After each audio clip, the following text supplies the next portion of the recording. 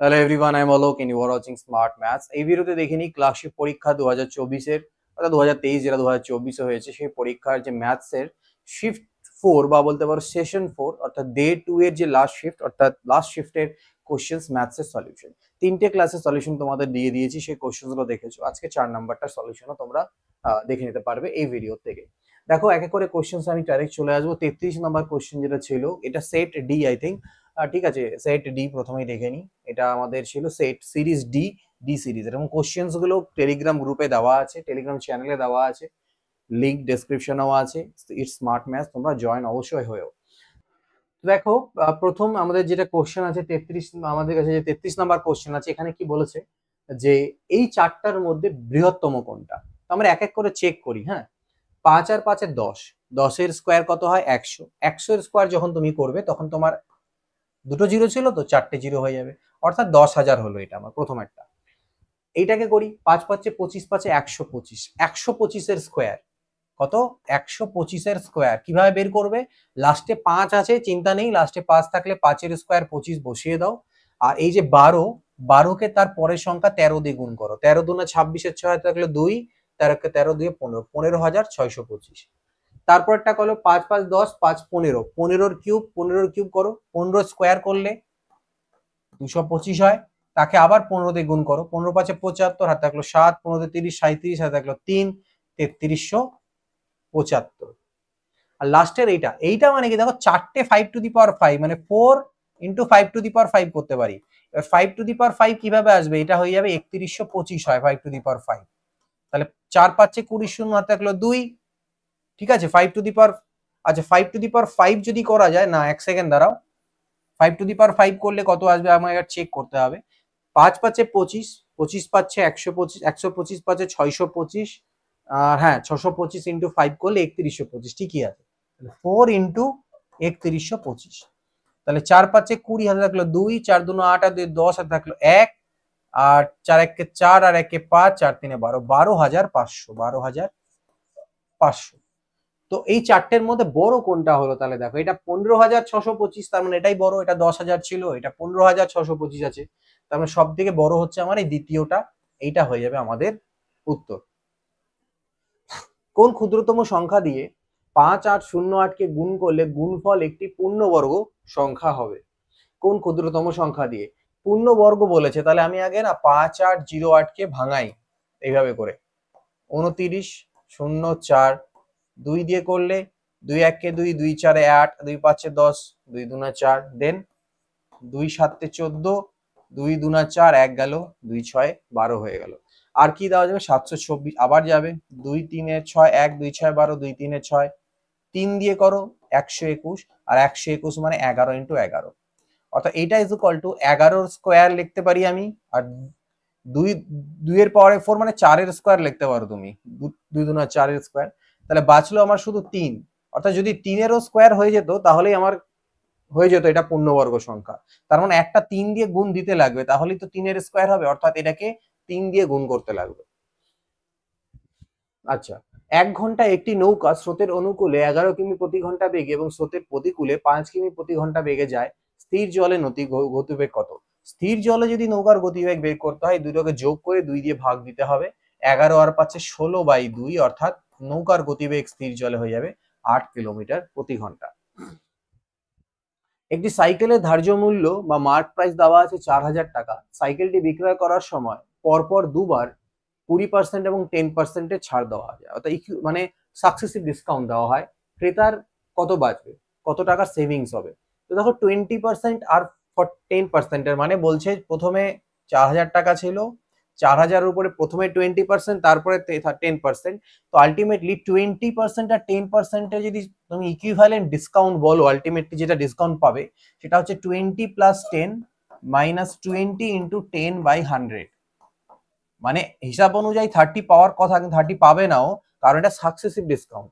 তো এখান থেকে 2 বাদ চলে যাবে, অর্থাৎ 28%-এর ডিসকাউন্ট পাবে ও। অর্থাৎ ওর যেটা সেভিংস হবে সেটা 28% বাঁচবে ওর। 28% মানে এইটা 0, 4 8 32, 2 থাকলো 3, 4 2 8 আর 3 11, 1120 টাকা ওর কিন্তু বাঁচবে ওখান থেকে। ওকে, দেন দেখো তারপরেরটা কি দেওয়া আছে, বলছে 2 × 2/9 মিটার পার সেকেন্ড গতিবেগে কিলোমিটার প্রতি ঘন্টায় পরিবর্তিত গতিবেগ কত? কি পরিবর্তিত গতিবেগ মানে what is the converted speed of এত ইন কিলোমিটার। আচ্ছা, এটাকে মিটার প্রতি সেকেন্ড থেকে শুধু কিলোমিটার প্রতি ঘন্টায় করতে হবে। 9 দুনা 18 আর 2 20/9।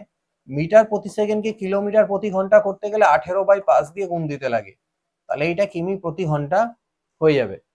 তো 9 দিয়ে এটাকে কাটলে 9 দুনা 18, 5 4 20, অর্থাৎ 4 × 2 8 কিমি প্রতি ঘন্টা। ওকে, এইটার আমাদের একটা সিম্পলিফিকেশন দেওয়া আছে, দেখো কি বলছে। 11 3 9 মাইনাস 11 3 33 আর 3 36/11। এবার 36/11 সাথে যেহেতু এর আছে, তো এর কাজটা আমাকে আগে করতে হবে, তো আমি এটা আগে রাফে করব। 36/11 গুণ এর মানে গুণ কত, 9 1 9 আর 2 11/9। এইটা গুণ আগে করি, 9 4 36, 11 11 কাটা গেল, 4 পাওয়া গেল। তার মানে এখানে আমার হলো কত, 4 হলো, এখানে আসবে কত, 4 আসবে। এবার ভাগ আছে, ভাগটা আগে করব না, কারণ এদের দুজনের মধ্যে এর কাজ করব আর এর মধ্যে এর কাজ করব, মাঝখানে ভাগ চিহ্ন। তার মানে 7/9 অফ বা এর মানে হচ্ছে 7 5 35 আর 1 36/7 গুণ করো, 7 7 কাটবে, 9 4 36, এটা 4 পাওয়া যাবে। এবার 4 কে 4 দিয়ে ভাগ দিলে কত হয়, 1 হয়। 9 থেকে 1 চলে গেলে আমাদের 8 আসবে এইটার উত্তর। পরের কোশ্চেনে আসছি, দেখো বলছে একটি শহরের মোট জনসংখ্যা বলছে 6000 জন এবং জনসংখ্যার 3/12 অংশ পুরুষ, বাকিরা মহিলা। যদি পুরুষের 30% বিবাহিত হয় তবে শতকরা বিবাহিত মহিলার সংখ্যা কত?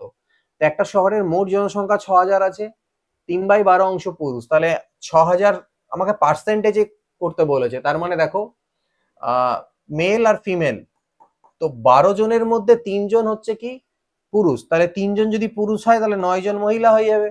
ঠিক আছে, মানে এটা অনুপাত আর কি, 3:9 বলতে পারো। কাটাকাটি করলে 1:3, 3 3 9, এটা কাটতো 3 4 12, কাটাই যাবে ওই কারণে। তো যদি পুরুষের 30% বিবাহিত হয় তবে শতকরা বিবাহিত মহিলার সংখ্যা কত?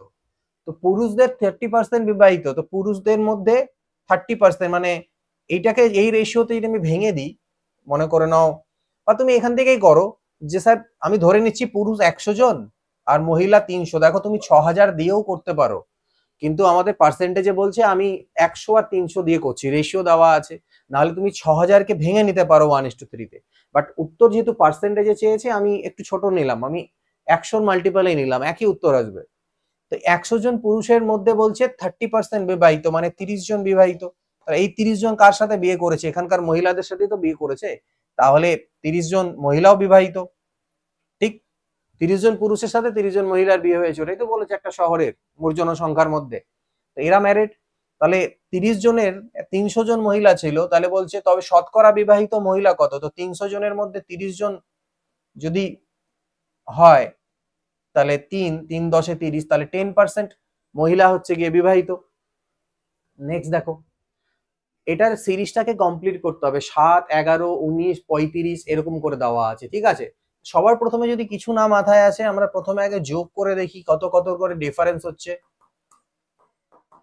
7 পরে 4 11, 11 8 19, ঠিক আছে। 9 পরে 6 15, 1 আর 1 2 16 হলো। 5 পরে 2 7 আর 3 32, দেখো 4 দুনা 8, 8 দুনা 16, মানে ডবল হচ্ছে, ইন্টু 2 ইন্টু 2 ইন্টু 2, তাহলে এর পরেরটাও ইন্টু 2, অর্থাৎ 64 অ্যাড হওয়া উচিত। 7 আর 4 11, 1 হাতে থাকলো 1, 6 6 12 1 13, অর্থাৎ 131 হয়ে যাবে এর পরের সংখ্যাটা, তাই না? এবার আসছি পরেরটাতে, আবার বলছে 20 জন লোক একটি কাজ 10 দিনে সম্পূর্ণ করতে পারে, 5 দিন পরে আরো 20 জন দলে যোগ দিল, তাহলে সম্পূর্ণ কাজ শেষ হতে মোট কতদিন লাগবে? তো 20 জন 10 দিনে সম্পূর্ণ করে দিতে পারতো, কিন্তু 5 দিন অবধি কাজ করেছে, মানে 20 জন লোকের 5 দিনের কাজ হয়ে গেছে অলরেডি, আর 5 দিনের কাজ বাকি আছে। তো এই 20 জন লোক 5 দিনে যে কাজটা করতে পারতো, সেই কাজটা এখন আরো 20 জন, মানে এখন 40 জন লোক হয়ে গেছে, তাহলে এদের কতদিন লাগবে? দেখো ডবল হয়ে গেছে, মানে টাইম কম লাগার কথা। ঠিক আছে, কি বলছে, 20 জন লোক একটি কাজ 10 দিনে সম্পূর্ণ করতে পারে, 5 দিন পরে আরো 20 জন লোক দলে যোগ দিল, সম্পূর্ণ কাজের কথা বলা হচ্ছে। ঠিক আছে, তা আমাদের এখান থেকে যেটা এক্স বেরোবে সেটা বাকি কাজটা করতে কত টাইম লাগে সেটা বেরোবে। তো 20 দুনা 40, 2 দিয়ে কাটলে 2.5, তাহলে বাকি কাজটা করতে লাগছে 2.5 দিন, আর অলরেডি এদিকে 5 দিনের কাজ হয়ে গেছে, তার মানে 7.5 দিন, 10 দিনের জায়গায় সেটা 7.5 দিনেই কিন্তু কমপ্লিট হয়ে যাবে। নেক্সট দেখো, একটা শহরের বর্তমান জনসংখ্যা 2 লক্ষ জন। জনসংখ্যা বৃদ্ধির হার প্রথম বছর 10% এবং দ্বিতীয় বছরে 15% হলে 2 বছর পর জনসংখ্যা কত হবে? কত ছিল? 2। এইটা প্রথম বছর বাড়লো 10%, তো বৃদ্ধি পেয়ে হয়ে যাবে কত? 110%। তারপরের বছর বাড়ছে 15, মানে হয়ে যাবে 115/100, 115%। এটাই আলটিমেটলি 2 বছর পরের জনসংখ্যা। তুমি কাটাকাটি করো, এখানে দুটো আর একটা তিনটে জিরো, একটা দুটো তিনটে জিরো কেটে দাও, 0 0, এখানে থাকলো 2, তাই না? 200 আর কি, 200 বেসিক্যালি। 11 পাচ্ছে 55 5, হাতে থাকলো 5, 11 11 121 আর 5 126। এবার এটাকে গুণ করে দাও, তাহলে 0 0, 2 পাচ্ছে 10 শূন্য থাকলো 1, 126 নয় 252, একে 253, মানে 253,000। এইটা হয়ে যাবে ওই শহরের জনসংখ্যা 2 বছর পরে। একজন ব্যবসায়ী 2 প্রকার কফি যথাক্রমে 8,000 টাকা এবং 10,000 টাকা কুইন্টাল দরে ক্রয় করে 10:6 অনুপাতে মিশিয়ে নিলেন। যদি তিনি মোটের উপরে 20% লাভ করেন তবে ওই মিশ্রিত কফি কত টাকা কুইন্টাল দরে বিক্রি করেন? তো মিক্সচারটার বিক্রয় মূল্য বের করতে বলেছে আমাকে। আমি আগে বের করি মিক্সচারটার ক্রয় মূল্য কত, ঠিক আছে? দেখো, একটা যেটা কিনেছে ও সেটা হচ্ছে 8,000 টাকা, ঠিক আছে, আর একটা যেটা কিনেছে সেটা 10,000 টাকা। আমি অ্যালিগেশন রুল প্রয়োগ করছি এবং কোন অনুপাতে মিশিয়েছে? 10:6। তো আমি 8,000 আর 10,000-এর বিয়োগফল নেব, কত হবে? 2,000। এই 2,000-কে 10:6 মানে বেসিক্যালি 5:3। এই রেশিওতে ভাঙি, 2,000-কে 8, 5 আর 3 কত হয়? 8 হয়। 8-এর মান যদি হয় 2,000, তাহলে 1-এর ভ্যালু কত? বলে স্যার 8 দুনা 16, ঠিক আছে, 8 4 40, 8 5 40, 250। 1-এর মান যদি 250 হয়, তাহলে আমি এই 5-এর মান বা 3-এর মান যে কোনো একটা বের করো, 250 3-এ 750, এটা বের করো 750। তাহলে এই মাঝের যে ভ্যালুটা, অর্থাৎ মিক্সচার দুটোর যে মিক্সচারটার যে ক্রয় মূল্য, এই দুটোকে মেশানোর ফলে যে মিক্সচার হয়েছে তার ক্রয় মূল্য কি হবে? 8,000-এর থেকে একটু বড় হবে, 10,000-এর থেকে ছোট হবে, মাঝামাঝি। তাহলে 8,000-এর সাথে 750 যোগ করে দাও, 8,750 টাকা। এইটা হলো মিক্সচারটার ক্রয় মূল্য।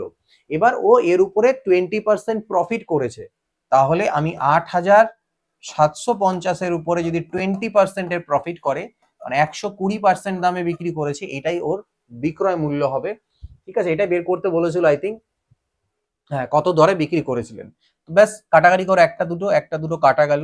12 পাচ্ছে 60, হাতে থাকলো 6, 12 সাথে 84 আর 6 90, হাতে থাকলো 9, 12 8 96 আর 4 105, 10500 এত টাকা দরে তিনি বিক্রি করেছিলেন। নেক্সট দেখো পরেরটা কি বলছে, পিতা মাতা ও পুত্রের বর্তমান বয়সের অনুপাত আমাকে দেওয়া আছে 6:5:1। যখন পুত্রের বয়স পিতার বর্তমান বয়সের সমান হবে, ওকে ভালো কথা, পুত্রের বয়স পিতার বর্তমান বয়সের সমান হবে, তখন তাদের তিনজনের বয়স সমষ্টি হবে 135। দেখো, ফাদার, মাদার অ্যান্ড সান কত আছে? 6:5:1। এবার ফাদারের বর্তমানে আমি যদি এটাকে ওদের বর্তমান বয়স ধরি, যে ফাদারের বর্তমান বয়স 6 বছর আর পুত্রের 1, তাহলে পুত্রের 6 বছর হবে যখন যখন পুত্রের বয়স বাবার বর্তমান বয়সের সমান, অর্থাৎ পুত্রের বয়স যখন 6 বছর হবে, কখন হবে? যখন আরো 5 বছর তুমি অ্যাড করে দেবে এর সাথে, 5 ইয়ার্স, তার মানে 5 বছর পরের ঘটনা। তাহলে 5 বছর পরে যদি বলো, তাহলে এর তখন কত হয়ে যাচ্ছে? 6। এরও তো 5 বাড়বে ভাই, সবারই তো 5 5 করে বাড়বে, তাহলে এর বোধ 5 বাড়লে 11 হয়ে যাবে, আর এর 5 বাড়লে 5 আর 5 10 হয়ে যাওয়ার কথা। এবার আমাকে বলছে যে তখন তিনজনের বয়সের যে সমষ্টি হবে সেটা 135 হবে বলছে। তার মানে মোদ্দা কথা, তখন এদের তিনজনের বয়সের সমষ্টি যদি বলো, তাহলে 10 আর 6 16, 1 17 আর 1 10 27, তার মানে 135 হচ্ছে 27-এর সমান। এটা তো আর বছর না অ্যাকচুয়ালি, এগুলো ইউনিটে, অ্যাকচুয়াল বছরটা হচ্ছে এটা। তাহলে 27 মানে যদি 135 হয়, তাহলে 1-এর ভ্যালু কত হবে? 5, 27 পাচ্ছে 135, 1-এর ভ্যালু 5। তো বলছে মায়ের বর্তমান বয়স নির্ণয় করো। তো মাদারের বর্তমান বয়স কত ছিল? 5 ইউনিট ছিল, তাহলে 5 পাচ্ছে 25 বছর, এটা হচ্ছে মায়ের বর্তমান বয়স, ঠিক আছে? 8,270-এর সাথে সর্বনিম্ন কোন ধনাত্মক পূর্ণ সংখ্যা যোগ করলে সেটা 16 দ্বারা বিভাজ্য হয়ে যাবে? 16 দিয়ে ভাগ যেতে হবে। দেখো, 16 দিয়ে ভাগের বিভাজ্যতার নিয়মটা মনে করো, 4 দিয়ে ভাগ যাওয়া, 8 দিয়ে 16 দিয়ে, 4 দিয়ে ভাগ কখন যায়? যখন লাস্টের দুটো ডিজিট মিলে যে সংখ্যা হয়। আচ্ছা, এখানে দেখে লাভ নাই, 16 দ্বারা বিভাজ্য মানে 16 দ্বারা বিভাজ্য হয়, লাস্টে 4টা ডিজিট দেখতে হয়, তো 4টা ডিজিটেরই সংখ্যা আছে। তো মোদ্দা কথা 16 দিয়ে ভাগ দিতে হবে, কিচ্ছু দরকার নেই, জাস্ট এত মাথা পেঁচি আমরা করবোই না, 16 দিয়ে ভাগ মারো, 16 পাচ্ছে 80, এত ছোট জিনিস দিয়েছে। 2 গেল 27, 16 1 16 নামলো 11, 110, 16 6 96, তাই না? তাহলে 14। তাহলে এখানে যদি আর জাস্ট খালি 2 থাকতো, এক্সট্রা 2 থাকতো, তাহলে এখানে 14 না হয় 16 হতো, আমার ভাগটা মিলে যেত। তাহলে আমাকে এর সাথে সর্বনিম্ন 2 আমাকে অ্যাড করতে হবে। নেক্সট আসছে পরেরটায়, এ আর বি দুটি কল বা নল যাই বলো দিয়ে একটি ট্যাঙ্ককে ভর্তি করতে যথাক্রমে 5 ঘন্টার 20 ঘন্টা সময় লাগে। ট্যাঙ্কটিতে ছিদ্র থাকার ফলে খোলা অবস্থায় ট্যাঙ্কটি ভর্তি করতে একসাথে খোলা অবস্থায় ট্যাঙ্কটি ভর্তি করতে 30 মিনিট বেশি সময় লাগে। মানে যদি এ ভর্তি করে তাহলে ও 5 ঘন্টায় ভর্তি করে দেবে, বি ভর্তি করলে 20 ঘন্টায় করে দেবে। কিন্তু যদি এ বি আর সি তিনজন একসাথে কাজ করে, মানে দুজনের ভর্তি করা আর একটা খালি করা, ছিদ্রটা যেটা লিক আর কি, তাহলে 30 মিনিট বেশি টাইম লাগে। কি বলছে, এদের একসাথে কাজ করার জন্য মানে কি বলছে থাকার ফলে 30 মিনিট, অর্থাৎ যদি এরা দুজন মিলে থাকতো, ঠিক আছে, ভর্তি করতে একসাথে ভর্তি করতে যে টাইম নিত তার থেকে 30 মিনিট বেশি লাগে, এইটাই আমাকে বলেছে। তো আমি আগে এদের দুটো দিয়েই করি, দেখ এদের লসাগু নিই 20, 5 4 20, 20 1 20, অর্থাৎ এরা যদি একসাথে ভর্তি করতো তাহলে 1 মিনিটে 1 ঘন্টায় 5 ইউনিট ভরে দিত, তাহলে 20 ইউনিট ভরতে 4 ঘন্টা টাইম লাগার কথা। তার মানে লিকটা যখন থাকছে তখন আধা ঘন্টা বেশি লাগছে, মানে 4.5 ঘন্টা টাইম লাগছে, এটাই আমাকে বলেছে। ঠিক আছে, তো যদি ট্যাঙ্কটি ভর্তি থাকে তবে কেবলমাত্র ছিদ্র থাকার জন্য কত সময় পরে ট্যাঙ্কটা খালি হবে। অর্থাৎ আমি যদি বলি এইটা হচ্ছে মানে তিনজন যখন কাজ করে তখন 4.5 ঘন্টা, মানে 4 × 1/2 ঘন্টা, মানে বেসিক্যালি 4 2 8 9/2 ঘন্টা। তো দেখো লিকটার জন্য আধা ঘন্টা বেশি টাইম নিয়ে নিচ্ছে, ঠিক আছে। তার মানে আমি বলতে পারি যে এ প্লাস বি যদি একসাথে কাজ করে, ঠিক আছে, তাহলে 4 ঘন্টায় একটা নল ভর্তি হয়ে যায়। কিন্তু যখন এ প্লাস বি আর সি একসাথে কাজ করে, এটা 4, তখন 4.5 ঘন্টা, অর্থাৎ 9/2 ঘন্টা আমার টাইম লাগছে।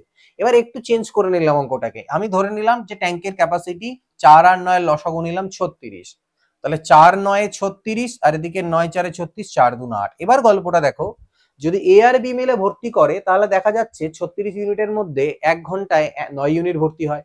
কিন্তু যখন এ বাই সি একসাথে কাজ করছে তখন 8 ইউনিটই ভর্তি হচ্ছে, অর্থাৎ 1 ইউনিট করে খালি করে দিচ্ছে সি প্রত্যেক ঘন্টায়। এবার সি এর ক্যাপাসিটি কি, তার মানে প্রত্যেক ঘন্টায় 1 ইউনিট খালি করতে পারে, তাহলে 36 ইউনিট খালি করতে 36 ঘন্টা টাইম লাগবে। অর্থাৎ প্রথমটার থেকে আমি ওই এটা বের করে এখানে পুট করে দিলাম, আমার অ্যান্সার চলে আসবে। 10টি সংখ্যার গড় হলো 20, প্রতিটি সংখ্যার যদি 5 করে বৃদ্ধি পায় তাহলে নতুন গড় কত। এটা প্রথম দিনও বলেছিলাম, ওখানে গুণ দিয়েছিল, এখানে যোগ দিয়েছে।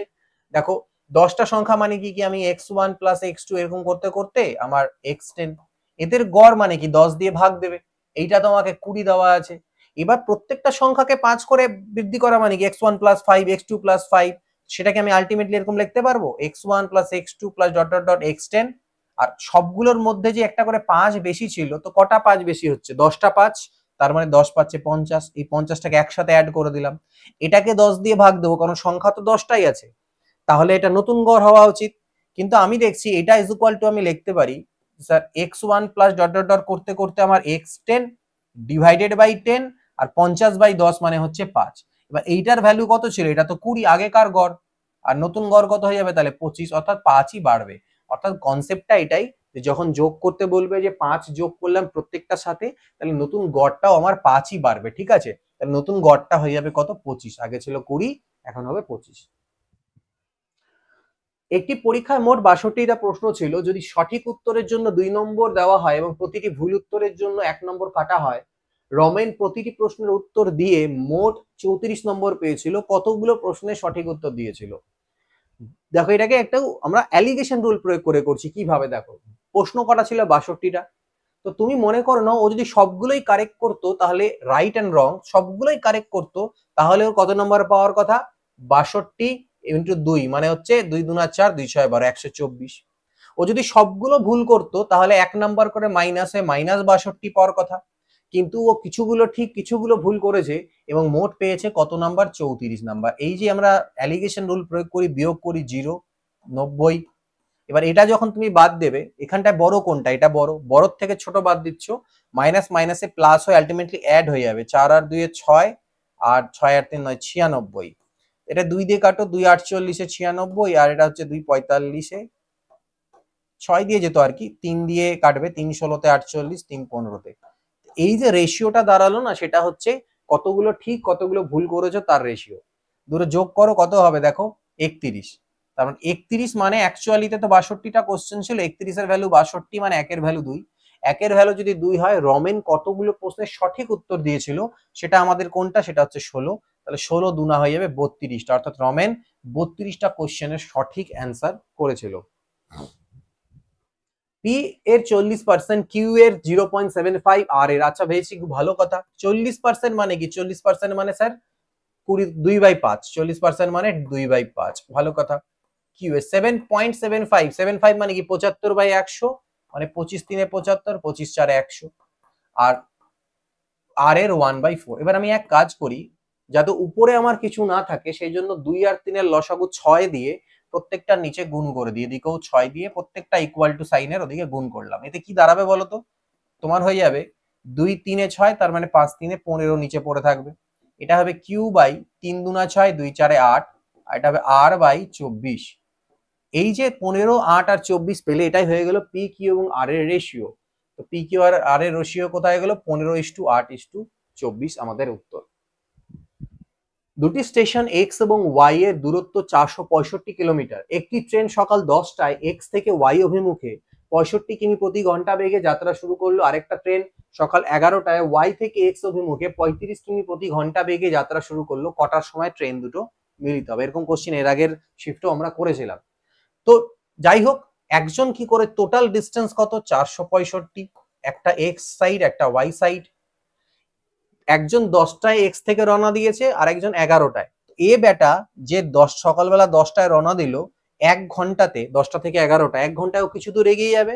কতটায় এগোবে, 65 কিমি প্রতি ঘন্টায় স্পিডে রওনা দিয়েছে, তাহলে অলরেডি 65 কিলোমিটার চলে গেছে। এখান থেকে 65 বাদ দিলে আর 400 কিলোমিটার বাকি আছে। এখন এই ট্রেনটা এখানটা, এই ট্রেনটা এখানটায়, দুজনে একসাথে যাত্রা স্টার্ট হয়ে গেল। কারণ 11টার সময় ও যাত্রা শুরু করে দিল। এখন আপেক্ষিক গতিবেগ হবে, দুজনে একসাথে চলছে। তো এই 400 কিলোমিটার ডিস্টেন্স কভার করতে যে টাইম লাগবে, 400 কিলোমিটার ডিস্টেন্স কভার করতে যে টাইম লাগবে, সেই টাইমটা কি হবে, আপেক্ষিক গতিবেগ, অর্থাৎ প্লাস হয়ে যাবে গতিবেগ গুলো, যেহেতু বিপরীত দিকে যাচ্ছে। তাহলে একজনের 65 আর একজনের 35 যোগ করো 100, ভাগ দিলে 4 ঘন্টা। তার মানে এই ট্রেনটা যাত্রা শুরু করার 4 ঘন্টা পরে ওদের দেখা হবে। তো বলেছে কটার সময় দেখা হবে, তাহলে এই ট্রেনটা কখন যাত্রা শুরু করেছিল, 11টায়। 11টার পরে 4টা মানে কি 12 আর 3, 3 PM এ গিয়ে ওদের দেখা হবে। একটি ছাত্র 10 কিমি প্রতি ঘন্টা বেগে সাইকেল চালিয়ে স্কুলে গেছে এবং 15 কিমি প্রতি ঘন্টা বেগে ফিরে এসছে। সম্পূর্ণ যাত্রাটি গড় গতিবেগ। তো এই ধরনের কোশ্চেনের ক্ষেত্রে আমরা অ্যাপ্লাই করি 2xy by x plus y, that means 2 into 10 into 15 by 15 আর 10 25, 5 5 25, 5 3 15, 5 দুনা 10, 3 দুনা 6 দুনা 12, তাহলে 12 কিলোমিটার প্রতি ঘন্টা হয়ে যাবে এটার উত্তর। নেক্সট বলছে একটি অর্থমূল্য, মানে একটা কিছু পরিমাণ টাকা সরল সুদের হারে 5 বছরে এত টাকা হয়, 8 বছরে এত টাকা হয়, সুদের হার কত? দেখো এই ধরনের কোশ্চেনের কনসেপ্ট কি, 5 বছরে এত টাকা হলো, 8 বছরে এত হলো, মানে এই যে 3 বছর অতিরিক্ত, সেই 3 বছরে কত টাকা সুদ হলো, বিয়োগ করো এটার থেকে এটা। তাহলে 9800 আছে, বাদ দিলে কত হবে, 5 হবে, এখানে 0 হবে, 8 এর পরে 2 10, আর থাকলো 1, 9 1 10 2 12, 2205 টাকা সুদ হলো মাঝের 3 বছরে। 3 দিয়ে ভাগ করো, 3 7 21, 3 3 9, 3 5 15, অর্থাৎ প্রত্যেক বছরের সুদ তুমি পেয়ে গেলে। এক বছরের সুদ যদি এত টাকা হয়, তাহলে প্রথম 5 বছরে কত সুদ হওয়ার কথা, 5 5 25, সাথে থাকলো 2, 5 15, 2 17, হাতে থাকলো 1, 5 3675। এটা প্রথম 5 বছরে শুধু সুদ হওয়া উচিত, কিন্তু সুদ আসল হচ্ছে 9800, তাহলে সেটার থেকে 3675 বাদ করো। 5 নাম্বার 1, সাথে 8 এর পরে 2 10, 7 8, 3 এর পর 6125, এইটা হচ্ছে মূলধন। 6125 টাকা হচ্ছে মূলধন। তার মধ্যে এক বছরের সুদ হচ্ছে 735, ইন্টু 100% করলেই আমার সুদের হার বেরোবে। ঠিক আছে, তো এটা আমরা কাটাকাটি যদি এখন করি, এখানটায় দেখো 25 দিয়ে কাটলাম আমরা, তো কত হবে, 25 দিয়ে কাটলে 25 দুনা 50 প্রথমে হলো, হাতে থাকলো 11, তাহলে 112 হলো, 25 4 হয়ে গেল 100, তাহলে 12 থাকছে 125, মানে 25 5 125, আর 25 4 আমি এখানে 100 কাটাকাটি করে দিলাম। 245 3 করো, দেখো 3 পাচ্ছে 15, 245 3 এটা কাটা চলে যাবে, 3 ইন্টু 4 করলে 12%, এটা হয়ে যাবে আমাদের এখান থেকে উত্তর। ঠিক আছে, পরের প্রশ্নটা চলে আসি। দেখো বলছে একটি পুকুরে পদ্ম ফুলের সংখ্যা পরের দিন, খুবই অনেকবার করেছি এগুলো আমরা আগে, পরের দিন দ্বিগুণ হয়ে যায়। যদি 15 দিনে পুকুরটি অর্ধেক ভর্তি হয়, তাহলে কত দিনে পুকুরটি সব পদ্ম ফুলের দ্বারা ভর্তি হয়ে যাবে? 15 দিনে অর্ধেক ভর্তি হয়ে গেছে, তা তারপরের দিন কি হবে? ডবল হয়ে যাবে। দেখো পরের দিন ডবল হয়ে যায়, তাহলে 15 দিনে অর্ধেক হয়ে আছে, তাহলে তারপরের দিন ভর্তি হয়ে যাবে, ডবল হয়ে গেল। অর্ধেকের ডবল কি ভর্তি, তাহলে 16 নাম্বার দিনে গিয়েই সম্পূর্ণ পুকুরটা কত দিনে? 16 দিনেই ভর্তি হয়ে যাবে, ডবল। ঠিক আছে, এক্স ওয়াই এবং জেড একটি ব্যবসার অংশীদার। ব্যবসাটিতে এক্স এর মূলধনের দ্বিগুণ, কি বলছে? এক্স এর যে মূলধন তার যে দ্বিগুণ, সেটা ওয়াই এর মূলধনের 3 গুণের সমান। আবার বলছে কি, আবার কি আরেকটা কি বলছে, যে ওয়াই এর আবার যে মূলধন সেটা হচ্ছে জেড এর মূলধনের 4 গুণের সমান। এটাই তো, মানে এখান থেকে আমি পাচ্ছি x by y is equal to 3/2, আর আমি পাচ্ছি y by z is equal to 4/1। আমাকে বের বলেছে যদি লাভ টোটাল এত হয় ওয়াই এর ভাগ কত, তো আমি না এখান থেকে x is to Y is to Z আগে বের করব। X is to Y is to Z কিভাবে? এখানে ওয়াই 4 আছে, বাট এখানে 2 আছে, 2 দিয়ে গুণ করে দাও, 2 2 4, 2 3 6, তার মানে 6 ইস টু 4 ইস টু 1। তার টোটাল কত হচ্ছে 11। 11 মান যদি হয়ে যায় 297,000, 11 ভ্যালু যদি এটা হয়ে যায়, তাহলে বলছে ওয়াই এর ভাগ কত? তাহলে ওয়াই তো আমি 4 ইউনিট পেয়েছি, 4 এর মান, তাহলে 11 দুনা 22, এইটা ওকে। 0 0 0, 4 7 28, সাথে থাকলে 2, 4 দুনা 8, আর 2 10, তাহলে 108000, এইটা হয়ে যাবে আমাদের এখান থেকে উত্তর। নেক্সট হচ্ছে একটি বইয়ের তাকের বিক্রয় মূল্য, একটা বই সেলফ আছে বলতে পারো, তার বিক্রয় মূল্য 2000 টাকা কমে যাওয়ায় 10% লাভের বদলে 10% ক্ষতি। মানে আগে 10% লাভ হচ্ছিল, এখন 10% ক্ষতি, মানে 10% লাভ তো কমলোই, আরো 10% পিছিয়ে গেল, মানে 20% কমে গেল দাম। তাহলে আমি বলতে পারি 20% এর ভ্যালুই হচ্ছে 2000 টাকা, যেটা কমলো। 20% যদি 2000 হয়, তাহলে তাকটার প্রকৃত বিক্রয় মূল্য কত? মানে আগে যেটাতে বেচছিলে সেটা কত ছিল? সেটা 110% লাভে বেচছিল, তাহলে 110 ছিল। তাহলে এখানে কাটো, 20 দিয়ে কাটলে এই দুটো 11000, অর্থাৎ 11,000 টাকা ছিল ওটার অরিজিনাল দাম, বিক্রয় মূল্য আর কি। এক্স ওয়াই এর দ্বিগুণ দক্ষ, ভেরি গুড, এক্স হচ্ছে ওয়াই এর দ্বিগুণ দক্ষ, মানে ওয়াই এর দক্ষতা 1 হলে এক্স এর দক্ষতা 2, এবং তারা একসাথে একটা কাজ 20 দিনে করে। এরা যদি একসাথে করে একদিনে 3 ইউনিট কাজ হবে, এবং 20 দিনে করছে, মানে গোটা কাজটা হচ্ছে 60 ইউনিটের, এটা টোটাল কাজ। এই 60 ইউনিট কাজ যদি তুমি এক্স কে একা করতে দাও, এক্স একদিনে 2 ইউনিট করে করতে পারে, 60 ইউনিট করতে ওর 30 দিন টাইম লাগবে, এটাই আমাকে বের করতে দিয়েছে। নেক্সট আসছি পরেরটায়, বলছে সিমান এবং অনিক তাদের আয়ের যথাক্রমে 25% ও 40% সঞ্চয় করে। কে কে আছে? সিমন আছে আর অনিক আছে। তো আয় আছে মানে ইনকাম, তো ইনকামের কি বলছে, আয়ের 25% সিমন সেভিংস করে। 25% মানে কি? 25% মানে 1/4, আর 40% মানে 20 দুনা 40, 20 5 100, 2/5। মানে সিমন কি করলো, 4 টাকা যদি ইনকাম করে, তাহলে তার মধ্যে 1 টাকা সেভ করে, তার মানে নিশ্চয়ই খরচা করে 3 টাকা। আর আমি যদি অনিকের কথা বলি, ও 5 টাকা ইনকাম করলে তার মানে 2 টাকা খরচা করে, অর্থাৎ 3 টাকা ও সেভ করে, 3 টাকা, সরি 2 টাকা সেভ করে, 3 টাকা ও খরচা করে। দুজনের খরচ সমান, দেখো বলছে না যদি তাদের খরচ সমান থাকে, দেখো দুজনের খরচ কিন্তু সেম সেম, তাহলে সিমন ও অনিকের আয়ের অনুপাত কত? আয়ের অনুপাত, খরচগুলো যেহেতু সেম হয়ে গেছে, তার মানে আয়ের অনুপাত এটাই হবে আমার 4:5।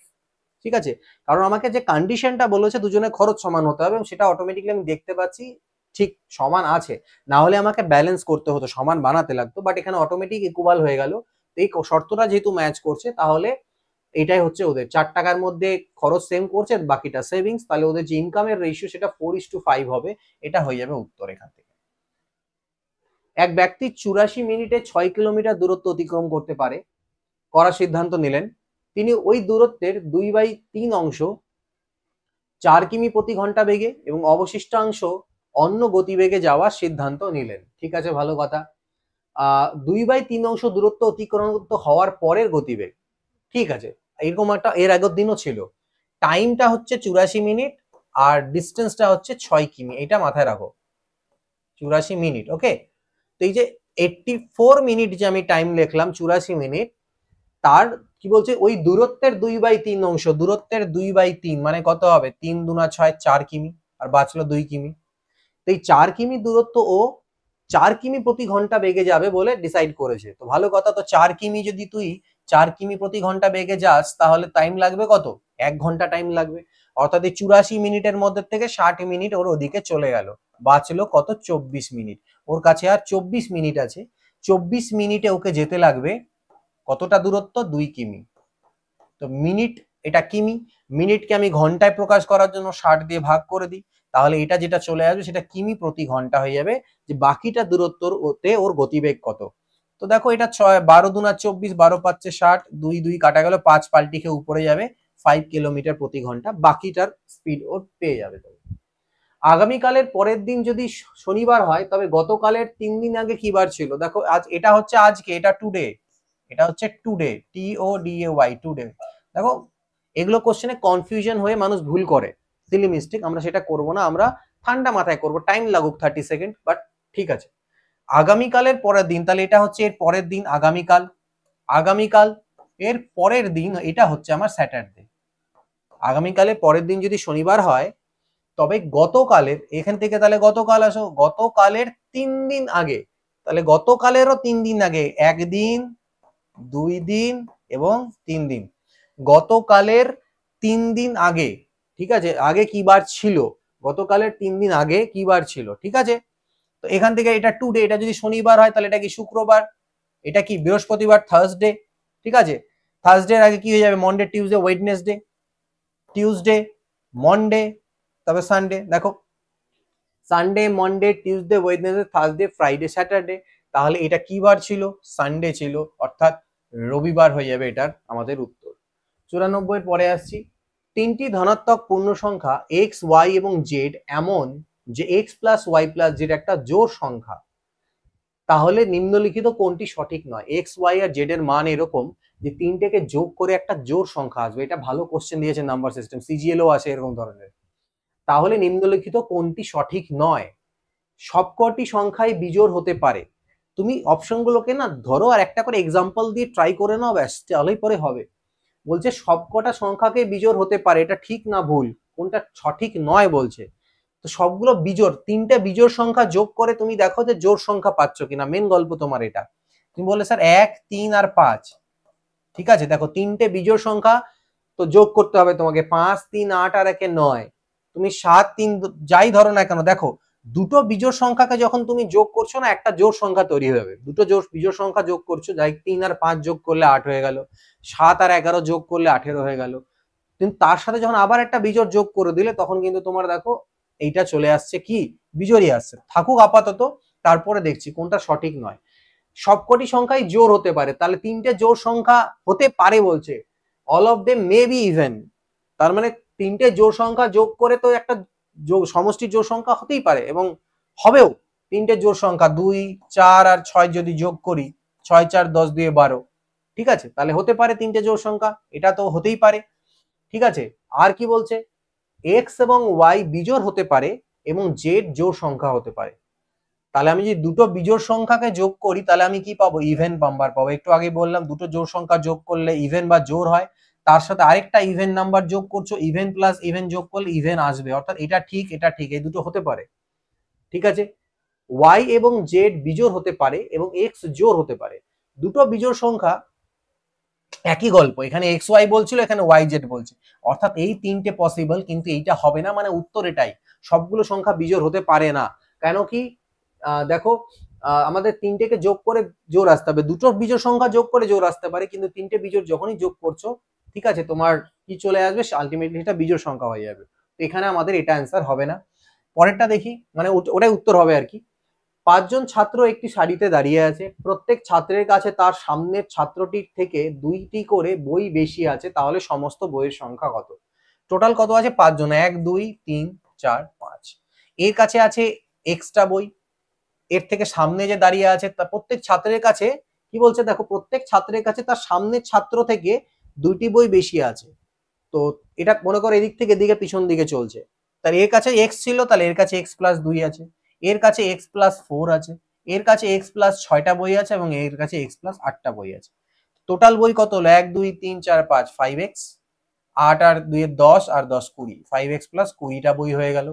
ঠিক আছে, আমাকে কি বলছে তাহলে সমস্ত বইয়ের যে সংখ্যা সেটা কি হবে, এখান থেকে এটা হচ্ছে 5 ইন্টু এক্স প্লাস 4, তাই না? দেখো এবার ভালো কোশ্চেন দিয়েছে, then the total number of books is, total number of books কি হবে, আমি একটা ইকুয়েশন তৈরি পেলাম।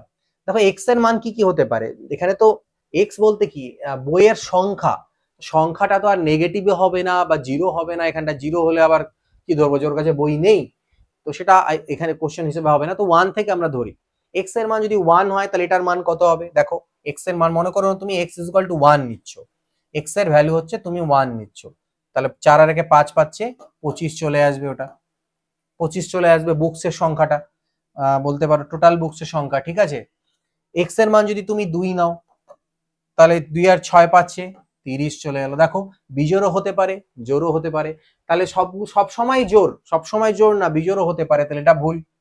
ঠিক আছে, সব সময় বিজোড় সেটাও না, জোড়ও হতে পারে বিজোড়ও হতে পারে। ঠিক আছে, জোড়ও হতে পারে বিজোড়ও হতে পারে, বইয়ের সংখ্যা টোটাল, এটাই হচ্ছে আমাদের এখান থেকে উত্তর। এবার দেখি আরেকটা লাস্ট কোশ্চেন, যদি দুই অঙ্কের সংখ্যা এক্স এবং ওয়াই এর লসাগু এবং গসাগু দেওয়া থাকে এবং x less than equal to y হয়, তাহলে এক্স ইস টু ওয়াই কত। দেখো গসাগু আর লসাগু যেহেতু তোমাকে দেওয়াই আছে, দেখো তো এখানে আমাদের কি দেওয়া আছে, গসাগু দেওয়া আছে, আমি বলেছিলাম গসাগু যখনই দেওয়া থাকবে তুমি সংখ্যাগুলো 6x 6y, এখানে 6a আর 6b ধরবো, কারণ এক্স ওয়াই যেহেতু অলরেডি দেওয়া আছে, যেখানে a আর b হচ্ছে পরস্পর মৌলিক সংখ্যা, অর্থাৎ এদের মধ্যে কমন ফ্যাক্টর আর উৎপাদক সহায়ক এসসিএফ, এদের গসাগু 1 হবে। তো এবার এইটা হলো, এবং এদের লসাগুটা হয়ে যাবে 6ab, এবং সেটা আমাকে 36 দেওয়া আছে, 6 দিয়ে কাটাকাটি করলে আমি ab এর ভ্যালু পেলাম 6। এবার ab এর ভ্যালু 6 কি কি হতে পারে, ab কে গুণ করে 1 ইন্টু 6 হতে পারে, 2 ইন্টু 3 হতে পারে, আর কি হবে, আর হবে না, 1 ইন্টু 6 হতে পারে অথবা 2 ইন্টু 3 হতে পারে। যদি 1 আর আমি 6 নিই, যদি আমি 1 আর 6 এ আর বি কে ধরি, তাহলে আমার সংখ্যাগুলো কি হয়ে যাবে, সংখ্যাগুলো হবে 6 1 কে 6 আর 36, এটা হতে পারে।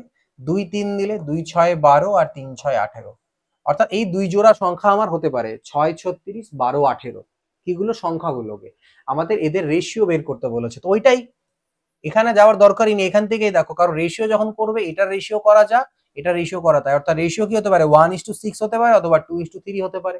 তো এখানে অপশন কোথায় আছে, অপশন এখানেই আছে একটা, 1:6 তা দেওয়া নেই, তাহলে নিচের মধ্যে কোনটা হবে 2:3। এবার তুমি যদি চাও চেক করতে করে নিতে পারো যে স্যার সংখ্যাগুলো রেশিও যদি আমি 2:3 নিই, ঠিক আছে, তার মানে ধরে নাও একটা সংখ্যাকে তুমি 2x ধরলে, একটাকে 3x ধরলে, তাহলে 2x ইন্টু 3x সংখ্যাদ্বয়ের গুণফল ইকুয়াল টু স্যার লসাগু ইন্টু গসাগু হওয়া চাই। 3 দুনা 6 6 কাটলো, এক্স স্কোয়ারের মান 36, তাহলে এক্স এর মান 6, এক্স এর মান যদি 6 পাওয়া যায় তাহলে স্যার সংখ্যাগুলো হচ্ছে কি 6 দুনা 12 আর 6 3 18, দেখো মিলে যাচ্ছে। তো যাই হোক, এটাই আমাদের এখান থেকে চলে আসবে উত্তর। তো এখানে লাস্ট শিফটে কোশ্চেন্স এর সলিউশন তোমার সাথে প্রোভাইড করলাম, 4টে শিফট আমাদের টোটাল কমপ্লিট হয়ে গেল, এগুলোকে রেফারেন্স হিসাবে ইউজ করতে পারো, ইন ফিউচার কাজে লাগবে। এই ভিডিওতে এইটুকুই, পরবর্তী ক্লাস অন্যান্য ক্লাসেসগুলো দেখো। দিনে good bye, take care, always keep practising.